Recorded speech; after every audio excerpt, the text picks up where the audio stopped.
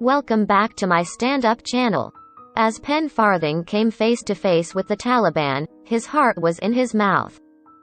The former Royal Marine had reached the critical point in his mission to bring his staff and rescue animals home from Afghanistan, but was now being held at gunpoint by one of the world's most fearsome militant groups.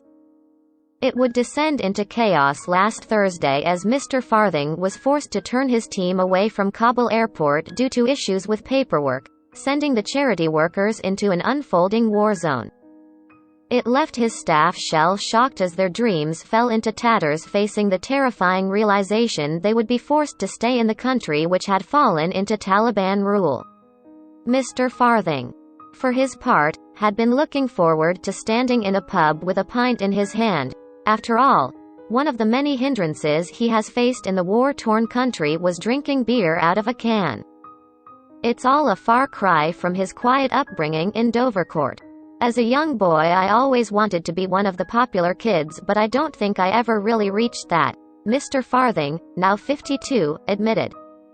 In all honesty, I was a bit of a nerd, a shy lad who wanted to be part of the cool crowd. I'd say it was when I watched the Falklands War unfolding on the news when I was 13 was when I found my real inspiration. I watched those Royal Marines fight their way across the islands and knew that's what I wanted to be.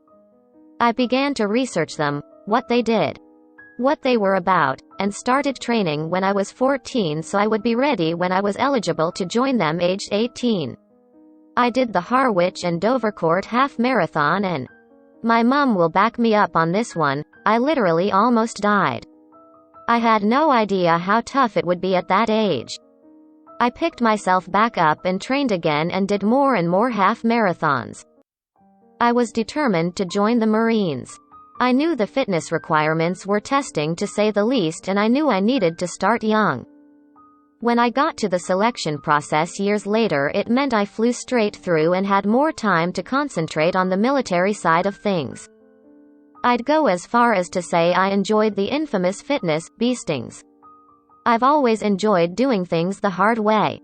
Although Mum would say perhaps I've pushed it a bit too far now. Having served in the winter tour of Afghanistan in the Helmand province between 2006 and 2007. It was here where Mr. Farthing stumbled across his future calling as an animal rescue worker. I've always loved animals. My dad had a dog when I was younger and I've always liked being around them, he said. I ended up looking after a former fighting dog while on the tour. I've actually got form for rescuing them out of Afghanistan the hard way. In 2007, I rescued one and he was the catalyst. I named him Nowzad after the town I found him in, and now, of course, the charity has taken his name. Once I personally facilitated getting that dog back to the UK, I had other soldiers asking me to get theirs out. From here, the charity was founded to get animals home, but quickly expanded to training Afghans to become vets, to administer rabies vaccinations, etc.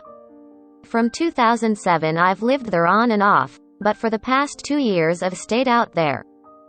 In all honesty, I'm a fully qualified climbing guide, that's all I ever wanted to do.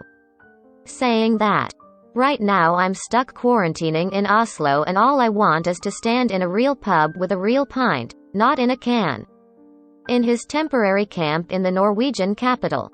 The heroic Mr. Farthing still has much to do before he feels he can celebrate, with his staff still stranded in Kabul. Reflecting on the fateful night last Thursday when 2 suicide bombers killed more than 170 people and injured others, the former Marine said. When we got turned away from the airport, it was just pure numbness.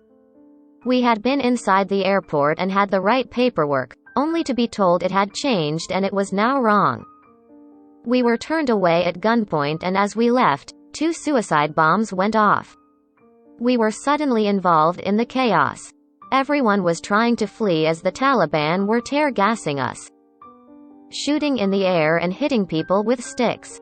I was trying to get everyone together and get them away. It really was desperate scenes.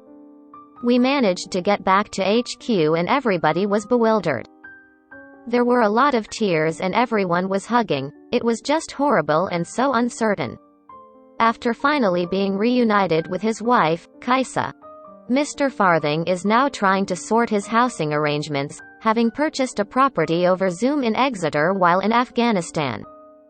It was supposed to be a carefully considered project done via the internet. However, it's fair to say the couple's situation has accelerated a little in the past few weeks. And, as well as trying to facilitate the safe passage of his staff to the UK, Mr. Farthing now has 33,000 emails to get through, something he believes will take him at least a year. The support we've had has been absolutely amazing, he added. To those who have supported us, especially back home in Essex, your messages and love has blown me away and kept me going. There were some very dark moments, but I could feel people back home really cared about our cause, and it was just amazing. I look back at how my life has been since I joined the Royal Marines, thinking of those runs in Harwich, and I think, wow. I've been face to face with the Taliban and, dare I say it, some of them were okay and were talkative. I got my animals home, and I won't rest until I get all my staff home. Once we've achieved this, I'll sit down and have a glass of wine, not just to sleep but to toast a victory. 14-year-old Penn would be really proud of everything I've done. Source: Braintree and WithamTimes.co.uk. Please like, share and subscribe. Thank you for watching.